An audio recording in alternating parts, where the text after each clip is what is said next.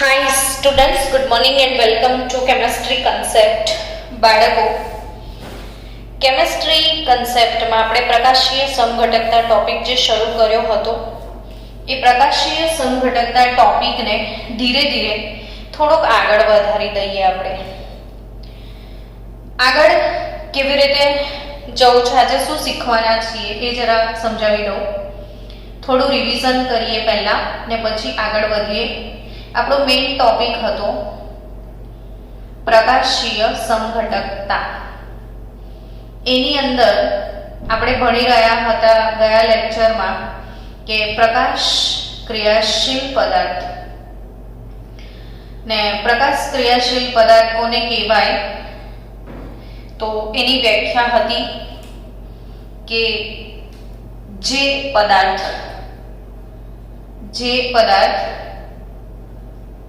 સમતલીય ધ્રુવીભૂત પ્રકાશનું તલ કોણાવર્તન કરી શકે. જે પદાર્થ સમતલીય ધ્રુવીભૂત પ્રકાશનું તલ કોણાવર્તન કરી શકે એવા પદાર્થને આપણે શું કહેતા હતા? પ્રકાશ ક્રિયાશીલ પદાર્થ. ને આ પ્રકાશ ક્રિયાશીલ પદાર્થ કોણ હોઈ શકે? કોણ પ્રકાશ ક્રિયાશીલ હોઈ શકે? તો એ કન્સેપ્ટને સમજવા માટે મેં તમને સમજાવેલું લાસ્ટ ટાઈમ. ડિટેલમાં આપણે ઓવરઓલ ગયા હતા. આજે ફરીથી એ ટોપિકનું થોડું રિવિઝન પણ લઈએ ને કંઈક નવું બી શીખીએ કે કોણ પ્રકાશ ક્રિયાશીલ હોઈ શકે. તો એની લાક્ષણિકતાઓ શું? તો કે કોઈ પણ કમ્પાઉન્ડમાં ઓછામાં ઓછો એક કિરાલ કાર્બન હોય તો એ પ્રકાશ ક્રિયાશીલ હોય. પહેલી લાક્ષણિકતા કે શું હોય? એક કિરાલ કાર્બન હોય તો એ પ્રકાશ ક્રિયાશીલ હોય. અને કિરાલ કાર્બન એટલે અસંમિક્ત કાર્બન એટલે કિરાલ કાર્બન. અને કિરાલ કાર્બન એટલે એવો કાર્બન કે જેની ચારે સંયોજકતા જુદી જુદી હોય, એને આપણે કિરાલ કાર્બન કહેતા હતા. એના પછી બીજી લાક્ષણિકતા એનામાં એવી હોવી જોઈએ કે જે પણ કમ્પાઉન્ડ છે, જે પણ સંયોજન છે, એ સંયોજન નોન સુપર ઇમ્પોઝિબલ એટલે અધ્યારોપિત, એના પ્રતિબિંબની ઉપર અધ્યારોપિત ન થતું હોવું જોઈએ. જેમ કે મેં તમને ABCD ના બધા અક્ષર લઈને સમજાવ્યું હતું કે H લો તો H નું પ્રતિબિંબ H મળે. હવે આની ઉપર મૂકો તો એનું અધ્યારોપણ થાય છે, એટલે આ અકિરાલ કહેવાય. અકિરાલ. તો કે કિરાલ પદાર્થો કોને કહેવાય? તો કે જે તેના પ્રતિબિંબ ઉપર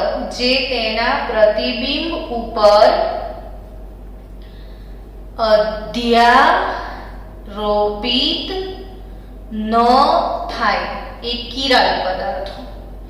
દાખલા તરીકે મનુષ્યના પંજા, મનુષ્યના હાથના પંજા તમે લો તો ડાબો હાથ, જમણો હાથ, ડાબો હાથ કે પછી જમણો હાથ મિરરમાં જો તો ડાબો હાથ દેખાય, પણ આ બંને હાથ એકબીજા પર અધ્યારોપિત નથી એટલે કિરાલ છે. આપણા પંજા કિરાલ છે.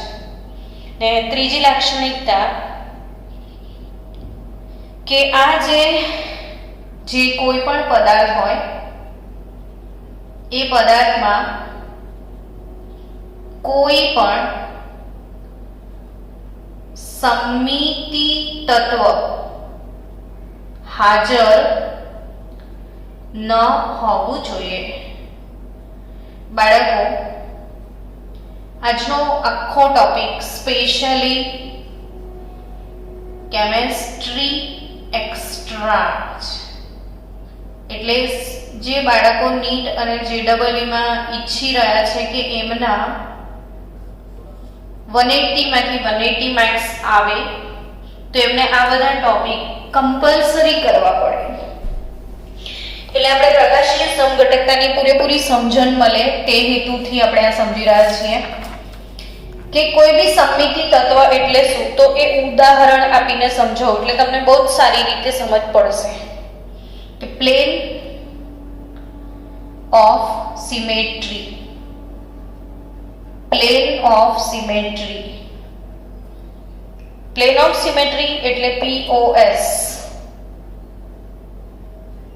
ટૂંકમાં સમમિતિ તલ અથવા એને આંતરિક સંપૂર્તિ આવો શબ્દ પણ કહેવાય. આંતરિક સંપૂર્તિ ન હોવી જોઈએ. અર્થાત કે હું એક પદાર્થ લખું છું, જુઓ CH3, તમે પણ નોટમાં મારી સાથે સાથે લખજો. આ વિડીયો એવો છે ને કે તમારે ઘણી બધી વાર રિવિઝન કરવું પડશે ને જેટલી વાર રિવિઝન કરશો ને એટલી વાર મજા આવે એવો ટોપિક છે. જો આ કિરલ કાર્બન છે, OH અને OH. આની પાસે બે કિરાલ છે. કિરાલ કોને કહીએ? તો જેની ચારેય સંયોજકતા જુદી જુદી હોય. આનું IUPAC નામ લઈએ તો 1 2 3 4 કાર્બન છે. બીજા ને ત્રીજા નંબર પર OH છે, 2 3 ડાય હાઇડ્રોક્સી બ્યુટેન, અથવા તમે એવું કહી શકો બ્યુટેન 2 3 ડાયોલ. 2 નંબર પર ઓલ, 3 નંબર પર ઓલ, તો એ ડાયોલ કહેવાય. તો બ્યુટેન 2 3 ડાયોલ નો અણુ છે આ. અને પછી બે કિરલ છે ને બે કિરલ હોવા છતાં પણ આ જે બંધારણ છે એમાં આંતરિક સંપૂર્તિ હાજર છે. અહીંયા સમમિતિ તલ હાજર છે. બાળકો હવે કાગળ પર તમારે આ અણુને લખવાનું અને પછી તમે એને આ રીતે વાળશો ને તો ટ્રાય કરજો. C ની ઉપર C આવશે, મિથાઇલ પર મિથાઇલ, H પર H. એટલે આ અણુમાં એક સમમિતિ તત્વ હાજર છે એવું કહેવાય. સમમિતિ તલ હાજર છે જેના પરિણામે ઉપરના ભાગનું વિશિષ્ટ પરિભ્રમણનું મૂલ્ય નીચેના ભાગના વિશિષ્ટ પરિભ્રમણના મૂલ્ય કરતાં ઊંધું આવશે. ધારો કે આ ઉપરવાળું +20 આવે તો નીચેવાળું -20 આવે. એટલે આ પદાર્થ પ્રકાશ અક્રિયાશીલ ગણાય. બે કિરાલ હોવા છતાં, બે કિરાલ કાર્બન હોવા છતાં પ્રકાશ અક્રિયાશીલ છે કારણ કે તેમાં સમમિતિ તલ આંતરિક સંપૂર્તિ હાજર છે. આંતરિક સંપૂર્તિના લીધે અણુના નીચેના ભાગનું અણુના ઉપરના ભાગ પર અધ્યારોપણ થાય છે ને આવા પદાર્થોને મેઝો સમઘટક તરીકે ઓળખવામાં આવે છે. મેઝો સમઘટક કહેવાય. આ શું કહેવાય? મેઝો. તો આ સમમિતિ તલ, બીજું ઉદાહરણ એવું લઈએ તો COOH, COOH બંને છેડા સરખા છે. બંને છેડા સરખા છે. OH, OH. 2,3 ડાયહાઇડ્રોક્સી બ્યુટેન ડાયોઇક એસિડ છે ને આમાં પણ સમમિતિ તલ હાજર છે. જુઓ અહીંથી અણુના પેપરને વાળશો તો અણુનું એકબીજા પર અધ્યારોપણ થાય છે એટલે આ બી શું કહેવાય? મેસો. એટલે આ પ્રકાશ અક્રિયાશીલ ગણાય ને જે પ્રકાશ અક્રિયાશીલ છે એટલે સમમિતિ તલનું વિશિષ્ટ પરિભ્રમણનું મૂલ્ય 0 આવશે. વિશિષ્ટ પરિભ્રમણનું મૂલ્ય સમમિતિ તલના કારણે 0 આવશે એટલે પદાર્થ કેવો ગણાશે? પ્રકાશ અક્રિયાશીલ. આ ખાસ ધ્યાનમાં રાખવા જેવી બાબત છે બાળકો. સમજો કે ઉપરનો છેડો નીચેનો છેડો સરખો હોય તો એ મેઝો કહેવાય. મેઝો. અને પ્રકાશ અક્રિયાશીલ કહેવાય કેમ કે ઉપરના ભાગનું જે વિશિષ્ટ પરિભ્રમણ છે એટલું જ નીચેના ભાગનું છે, પણ એકબીજાથી ઓપોઝિટ હોય છે. એટલે આને સમમિતિ તલ, પ્લેન ઓફ સિમેટ્રી જો કોઈ અણુમાં હાજર હોય તો એ પદાર્થ પ્રકાશ અક્રિયાશીલ થઈ જાય. બીજું, centre of symmetry. Centre of symmetry એટલે COS, સમમિતિ તલ, કોઈ કેન્દ્ર, સમમિતિ કેન્દ્ર હાજર ના હોવું જોઈએ અણુમાં. ફોર એક્ઝામ્પલ, તમને સાયક્લોબ્યુટેન આપ્યો છે, તો સાયક્લોબ્યુટેન આ ટાઈપનો પદાર્થ હોય, જેમાં સાયક્લોબ્યુટેનમાં અહીંયા ધારો કે H આપ્યો છે, અહીંયા Cl આપ્યો છે, અહીંયા Cl આપ્યો છે, અહીંયા H આપ્યો છે. હવે તમને કોઈ પ્રશ્ન પૂછે બાય ચાન્સ નીટ જેવી એક્ઝામમાં કે આ જે પદાર્થ છે આ સાયક્લોઆલ્કેન છે, સાયક્લોબ્યુટેન છે, સાયક્લોબ્યુટેન ને સાયક્લોબ્યુટેનમાં આ રીતે 4 કાર્બન હોય તો એક આ રીતે HCl ને એકબીજા પર બી આ રીતે HCl હશે. આવી રીતે અણુની સમમિતિ બનશે. જો સમજો, સાયક્લોબ્યુટેન હોય આ રીતે, તો એ સાયક્લોબ્યુટેન એ રીતે હોય, સમજી રહ્યા છો? તો એમાં આ રીતે આ ઉપર હશે ને આ નીચે, પણ કાગળ પર તો મારે આડું બતાવવું પડે. એટલે સમજો કે H ઉપર ને Cl નીચે ને આનો Cl ઉપર ને H નીચે, એ રીતે. પણ કાગળ પર હું આમને બદલે આમ બતાવ્યું છે, તમારે એને આમ સમજી લેવાનું. આ રીતે છે, એને આમ સમજી લેવાનું કે H ઉપર ને Cl નીચે ને આનો Cl ઉપર ને H નીચે. હવે સમજો બાળકો કે આ પદાર્થ એક્ઝામમાં પૂછે નીટમાં કે પ્રકાશ ક્રિયાશીલ છે, આવો ક્વેશ્ચન પૂછે. પ્રકાશ ક્રિયાશીલ છે, આવો ક્વેશ્ચન આવે એટલે તમે શું વિચારો? ઉભા રહો, અરીસામાં જોવા દો.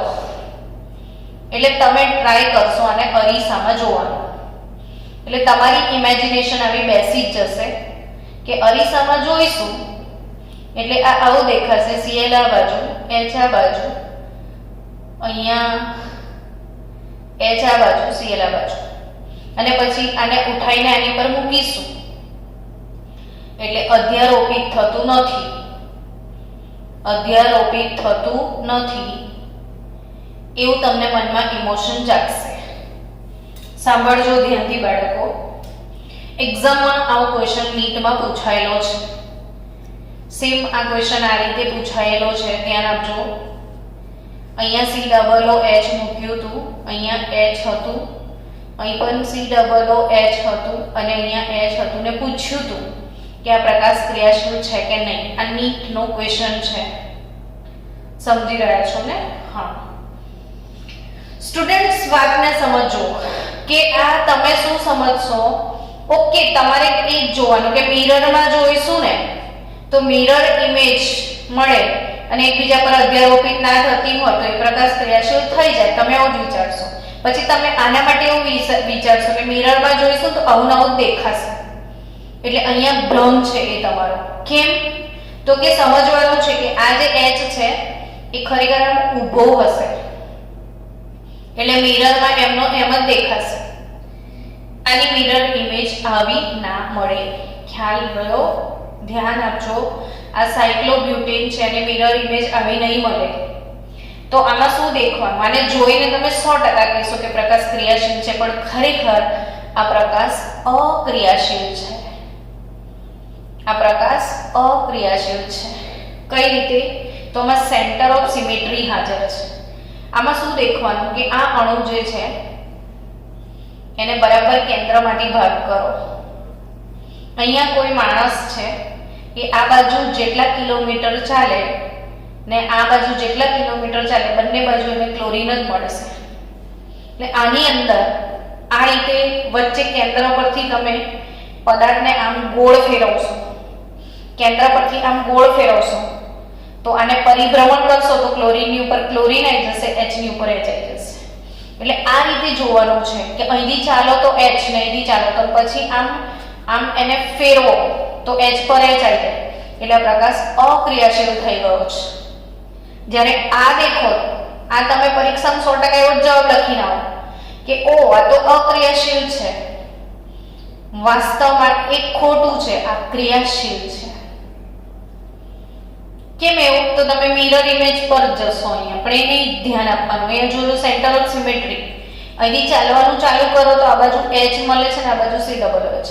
એટલે અણુને તમે આમ ફેરવશો તો H ની ઉપર C ડબલ H આવશે, એટલે આનું અધ્યારોપણ થતું નથી. અધ્યારોપણ થતું નથી. એટલે આ પદાર્થ પ્રકાશ ક્રિયાશીલ છે, ઉપરવાળો પ્રકાશ અક્રિયાશીલ છે. આ એક અગત્યની મેટર છે જે નોંધવા જેવી છે કે અણુમાં સમમિતિ કેન્દ્ર હાજર છે.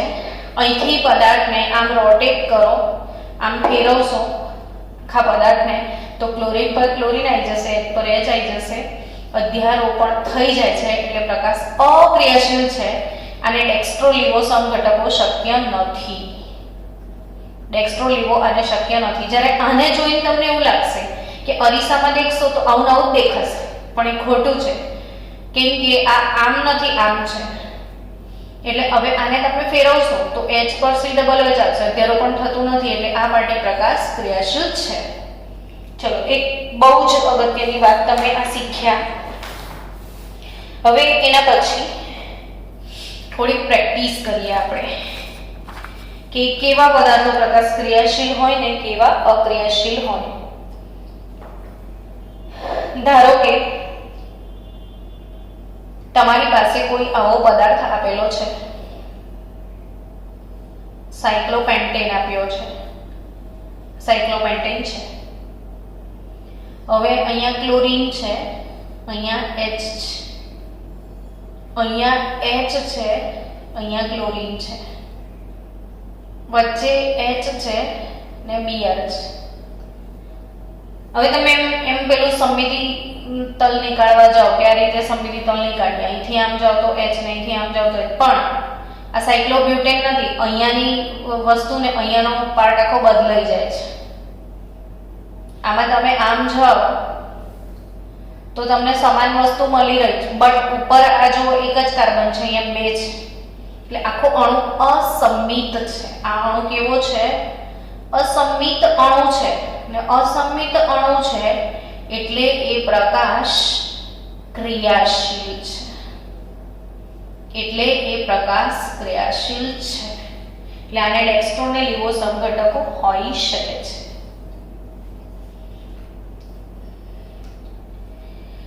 જો આવો પદાર્થ આપ્યો છે CH3 CH3 HCl HH, આ પ્રકાશ ક્રિયાશીલ છે કે અક્રિયાશીલ છે? તો તમે એમ વિચારો કે સમમિતિ તલ દોરી જુઓ, ઉપરના અણુનું અધ્યારોપણ નીચે થાય છે. જુઓ, પેજ પલટાવશો તો H પર H આવશે, મિથાઇલ પર મિથાઇલ, બટ અહીંયા Cl પર H આવશે. એટલે અણુનું અધ્યારોપણ થતું નથી. એટલે અહીંયા સમમિતિ તલ હાજર નથી. આમાં કોઈ સમમિતિ તલ હાજર નથી. એટલે આ પદાર્થ કેવો ગણાશે? તો કે પ્રકાશ ક્રિયાશીલ ગણાશે. કેવો પદાર્થ ગણાશે? આ પ્રકાશ ક્રિયાશીલ ગણાશે આ પદાર્થ. ચલો બાળકો, તો પ્રકાશ ક્રિયાશીલ પદાર્થ જેને ડેક્સ્ટ્રો અને લીવો સમઘટકો હોય છે. આ પ્રકાશ ક્રિયાશીલ પદાર્થોને દર્શાવવા માટેની રીતો સમજીએ. પ્રકાશ ક્રિયાશીલ પદાર્થોને દર્શાવવા માટેની રીતો કે એ કેવી રીતે દર્શાવી શકાય. તો પહેલું છે વેચ ડેશ ફોર્મ્યુલાથી દર્શાવી શકાય. કઈ રીતે દર્શાવી શકાય છે? ને વેજ ડેશ ફોર્મ્યુલાથી. હવે વેજ ડેશ ફોર્મ્યુલા શું હોય સમજીએ. ધારો કે આ કાર્બન છે, આ કાર્બનને અહીંયા બ્રોમિન છે, અહીં મિથાઇલ છે, અહીં H છે ને અહીં ઇથાઇલ લાગ્યો છે ને આ કિરાલ કાર્બન છે.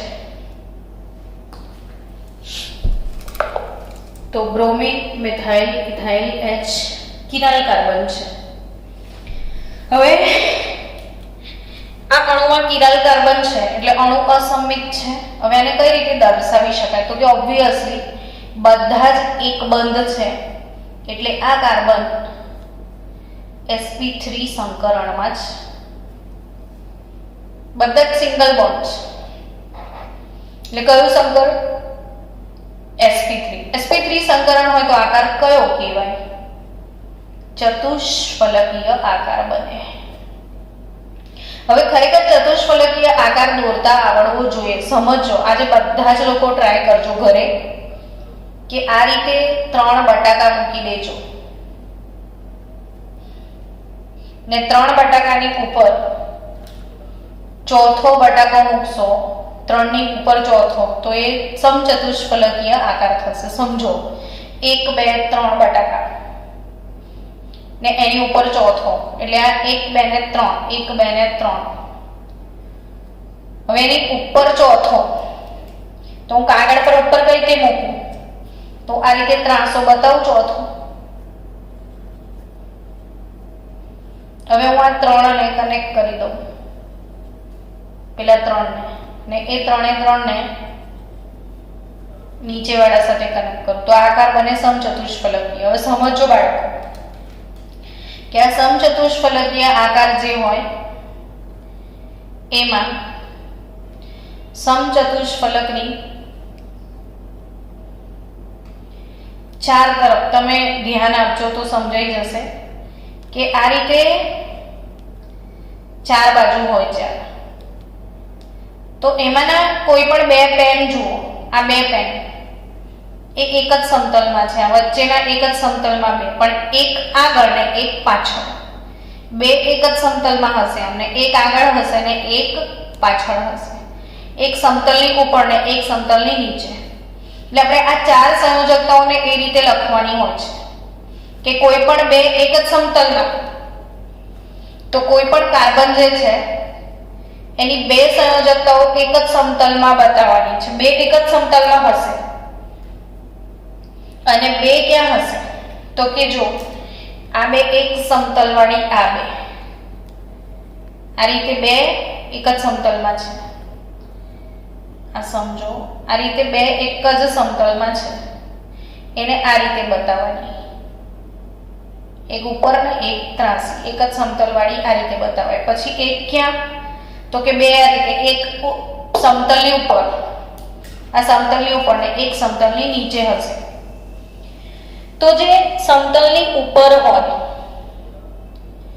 સમતલની ઉપર હોય એને વેજ કહેવાય. વેજ જેને ડાર્ક થી બતાવાય. આ સમતલની ઉપર તમારી તરફ તમે બેઠા છો એ સમતલની ઉપર એટલે તમારી તરફ એને શું કહેવાય? વેજ. અને બીજી સમતલની પાછળ એને આ રીતે ડોટેડ લાઈન થી બતાવાય, એને કહેવાય ડેશ. જે સમતલથી દૂર, સમતલની નીચે, સમતલ તમારાથી દૂર, તમારી તરફ એક આવશે, એક તમારાથી દૂર જશે. જો ફરી સમજો, 2 આ રીતે હશે, એક તમારી તરફ આવશે એ વેજ, સમતલની ઉપર વેજ, ને પાછળ હશે એ ડેશ. તો આ જે સમચતુષ્ફલકીય અણુ હોય છે એને દર્શાવવાની રીત છે વેજ ડેશ ફોર્મ્યુલા. આને આ રીતે બતાવાય. તો અહીંયા તમે મિથાઇલ લઈ લો, ઇથાઇલ લઈ લો, એક જ સમતલમાં, મિથાઇલ ઇથાઇલ એક જ સમતલમાં, અને આ H અને Br એક તમારી ઉપર, કાં તો Br તમે તમારી ઉપર લઈ લો તો H તમારાથી દૂર જતો રહેશે, અને H ઉપર લઈ લો તો Br દૂર જતો રહેશે. તો આ રીતે દર્શાવવાની જે રીત છે, સમતલની તરફ તમારી તરફ હોય એને વેજ કહેવાય અને તમારાથી દૂર હોય એને ડેશ કહેવાય. તો આ રીતે દર્શાવવાની અણુને 3D માં દર્શાવવાની જે રીત છે એને વેજ ડેશ ફોર્મ્યુલા કહેવાય. ને 3D માં નથી દર્શાવવું તો બીજી રીત પણ છે જેને ફિશર પ્રોજેક્શન કહેવાય. Fischer projection.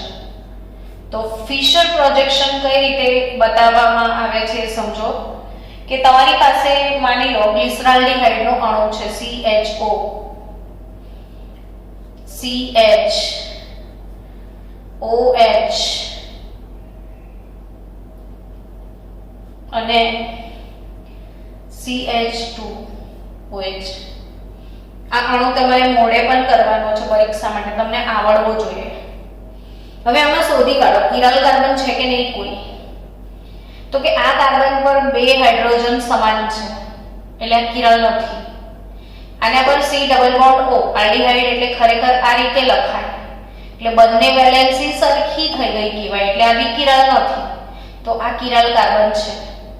આ બાજુ CH2OH, આ બાજુ આલ્ડીહાઇડ, આ H અને આ OH. આ કાર્બનની ચહરે સંયોજકતા જુદી જુદી છે એટલે આ કાર્બન કિરાલ કાર્બન છે. આ અણુ ગ્લિસરાલ્ડિહાઇડનો છે.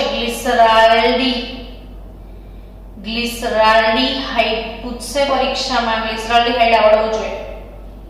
હવે ફિશર પ્રોજેક્શને શું કીધું છે કે જે સૌથી વધારે ક્રિયાશીલ સમૂહ હોય એને ટોપ પર લખી દેવાનો. તો આમાં આલ્કોહોલ ને આલ્ડીહાઇડ, આ આલ્ડીહાઇડ ક્રિયાશીલ સમૂહ છે, આ આલ્કોહોલ છે ને આલ્ડીહાઇડની ક્રિયાશીલતા આલ્કોહોલ કરતા વધુ કહેવાય એટલે જે વધુ ક્રિયાશીલ છે એને ટોપ પર લખી દેવાનો. પછી આ બીજા નંબરનું કાર્બન આવે અને આ CH2OH આ રીતે દર્શાવી દો અને H અને OH આ રીતે બતાવી દો. તો આ બંને એક જ સમતલમાં લઈ લેવાય. જો આને મારે પેલી રીતે બતાવવો હોય તો CHO CH2OH એક જ સમતલ વાળા બે લખી દો અને આ વેજ અને આ ડેશ. તો હું OH ને ઉપર લઈ લઉં સમતલની ઉપર એટલે આ વેજ ને પેલો સમતલની પાછળ એટલે આ ડેશ. તો આ રીતે આ ફિશર પ્રોજેક્શન છે ને ફિશરમાંથી હું આને વેજ ડેશ પ્રોજેક્શનમાં લઈ જઈ શકું છું. આ એક જ સમતલમાં CHO CH2OH મેં એક જ સમતલમાં લખી દીધું. H અને OH એક સમતલની ઉપર ને એક સમતલની નીચે બતાવ્યો છે. ઉપર હોય તમારી તરફ એ વેજ, તમારાથી દૂર એ ડેશ.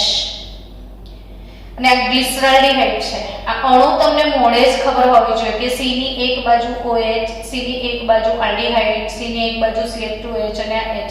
આ ગ્લિસરાલ્ડિહાઇડનું સૂત્ર છે. ગ્લિસરાલ્ડિહાઇડનો ફોર્મ્યુલા આવડવો જોઈએ. એવી રીતે ફિશર પ્રોજેક્શન છે. ધારો કે એમિનો એસિડ છે, એલેનિન એમિનો એસિડ છે, એલેનિન એમિનો એસિડ છે. તો COOH CH CH3 NH2 આ એમિનો એસિડ. એમિનો એસિડમાં એસિડ COOH એસિડ જે કાર્બન સાથે જોડાયેલો છે આલ્ફા કાર્બન, એ જ આલ્ફા કાર્બન પર એમિનો સમૂહને અહીંયા આ એમિનો એસિડ તમે જૈવિક અણુઓ ચેપ્ટરમાં ભણવાના છો વધારે ડિટેલમાં, પણ ફિલહાલ યાદ રાખો કે આ એલેનિનનું સૂત્ર છે. તો હવે મારે એને ફિશર પ્રોજેક્શનમાં લખવું છે તો કે આમાં એક એમિનો સમૂહ છે અને બીજો એસિડ સમૂહ છે. તો સૌથી વધારે રિએક્ટિવ એસિડને ઉપર લખી દઈએ. COOH પછી C લખી દીધો. એના પછી NH2 ને H. તો મિથાઇલ આ બંને એક સમતલમાં લઈ લઈએ. COOH CH3 ને આ કાર્બન પર H અને NH2 ની ગોઠવણી બદલીએ. H NH2 બદલીએ. તો આ એલેનિન ને આ રીતે દર્શાવાય.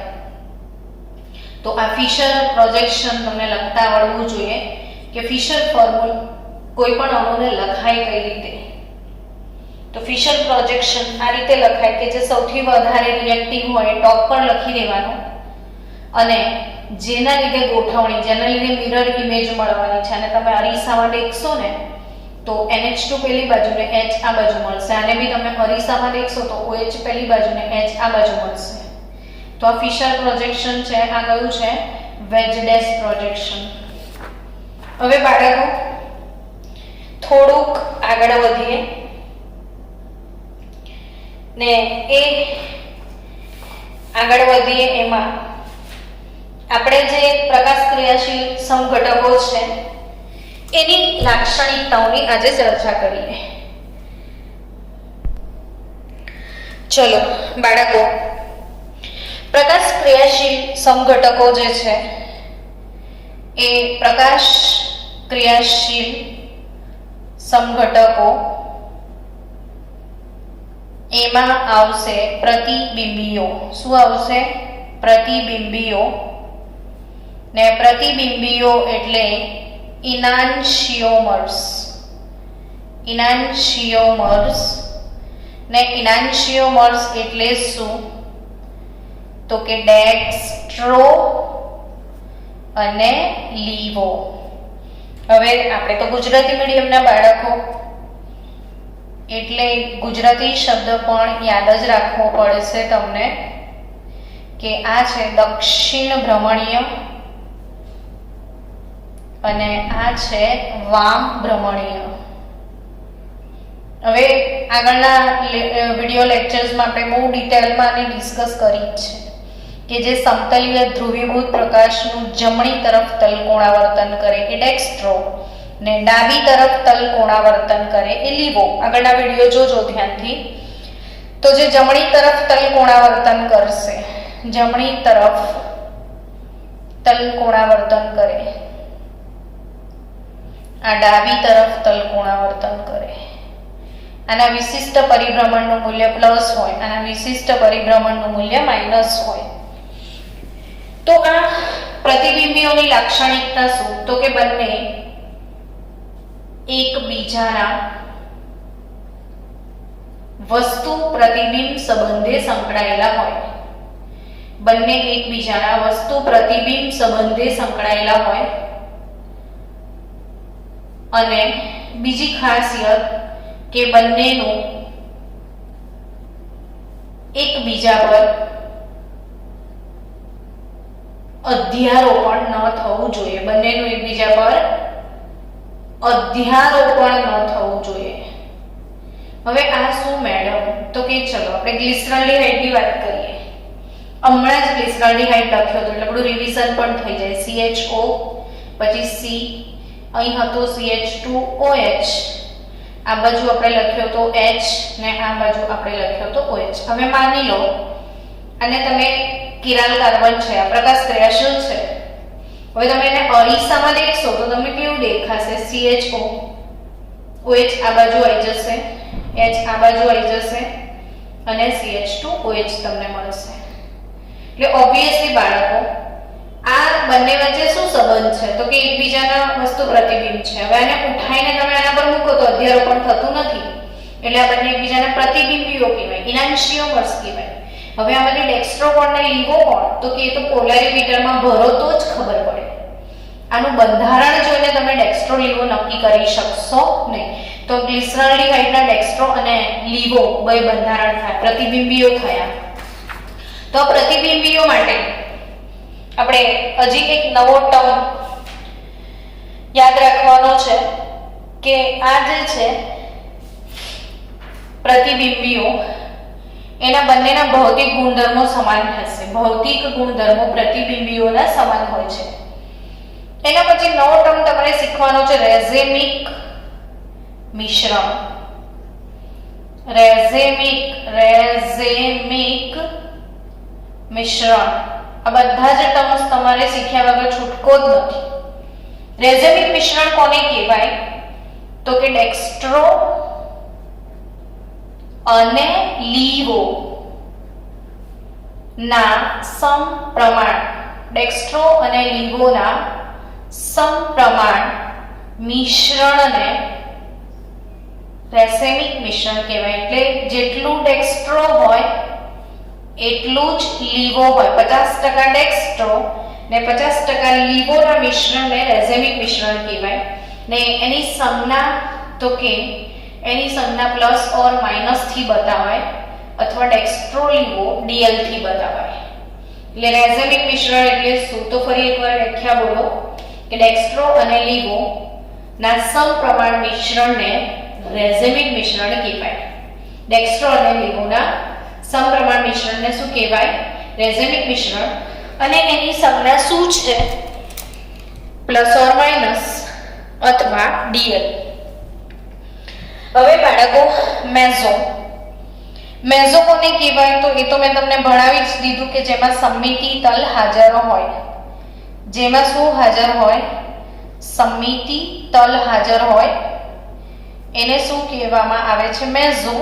અને એ પ્રકાશ અક્રિયાશીલ હોય. મેઝો કેવો હોય? પ્રકાશ અક્રિયાશીલ હોય. અને ત્રીજું કે એવા બી પદાર્થો હોય કે જે એકબીજાના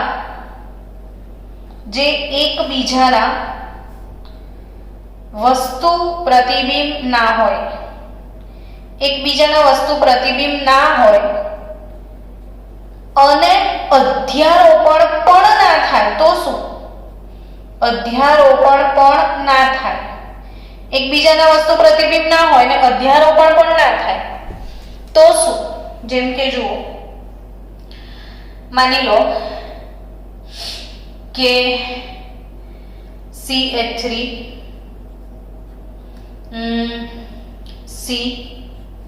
CHCl COH H અને અહીંયા CH3 લખી દો. હવે હું બીજું બનાવું છું આવું કઈ CH3 CH3. આમાં H અને Cl આમ જ રાખું, H અને OH બદલી નાખું. હવે આ બંને ધ્યાનથી જુઓ તો કે આ એકબીજાના પ્રતિબિંબ નથી. એકબીજાના પ્રતિબિંબ નથી ને અધ્યારોપણ પણ નથી થતું. એ આને ઉઠાઈને આના પર મૂકશો તો એ પ્રતિબિંબ તો નથી, અધ્યારોપણ પણ ના થાય. તો પછી એને શું કહેશો? તો કે એને અપ્રતિબિંબીઓ કહેવાય. એને શું કહેવાય? અપ્રતિબિંબીઓ. ને અપ્રતિબિંબીઓ એટલે ડાય સ્ટીરિયો આઇસોમર્સ. ડાયસ્ટીરિયો આઇસોમર્સ. પેલા ઇનાન્શિયોમર કે જે પ્રતિબિંબ હોય અને અધ્યારોપણ ના થાય એ ઇનાન્શિયોમર. ને જે પ્રતિબિંબ નથી ને અધ્યારોપણ પણ નથી થતું એ અપ્રતિબિંબીઓ એટલે ડાયસ્ટીરિયો આઇસોમર્સ. ટૂંકમાં આજે તમારે શું સમજવાનું હતું કે જે પ્રકાશ ક્રિયાશીલ સમઘટકો છે ત્રણ ટાઈપના હોય: પ્રતિબિંબીઓ, અપ્રતિબિંબીઓ અને મેઝો. પ્રતિબિંબીઓ, અપ્રતિબિંબીઓ અને મેઝો. ને નેક્સ્ટ લેક્ચરમાં આપણે એની વધારે ડિટેલમાં આગળ જઈશું. કાલે આપણે વધારે જુદા જુદા અણુ લઈને વધારે ચર્ચા કરીશું કે અપ્રતિબિંબીઓ, પ્રતિબિંબીઓ કે ગણવાના, કોને કેટલા સમઘટકો છે ને આના રિલેટેડ જેટલા એમપી પ્રશ્નો આવવાના છે ને ડિસ્કસ કાલે કરીશું.